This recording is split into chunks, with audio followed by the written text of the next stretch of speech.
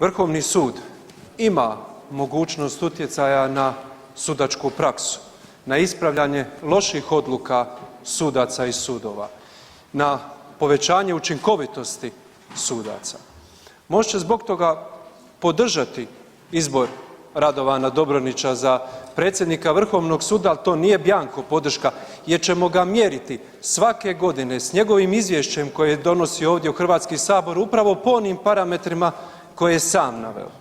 Ovaj tjedan obilježile su teme pravosuđa, izbor predsjednika Vrhovnog suda, presuda HDZ-u za korupciju, a isto tako i protuzakoniti prisilni način dovođenja rasprave o izboru ravnatelja HRT-a u ovaj Visoki dom.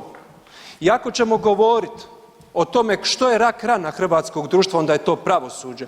I ako ćemo govoriti s kojeg mjesta se treba početi mijenjati, onda se treba mijenjati iz ovog doma, s ovog mjesta. Zato je nemoguće, nedopustivo da se na način protuzakonit pokušava provesti rasprava o izboru ravnatelja HRT-a. A ono što je još najgore od svega toga, pokušava se protuzakonito provesti dok je glavni ravnatelj HRT-a u ovom trenutku kad je odstupio od vlasti u pritvoru, a čovjeka kojeg se pokušava progurati kao novoga ravnatelja HRT-a, taj čovjek je sam priznao da je već u sukobu interesa.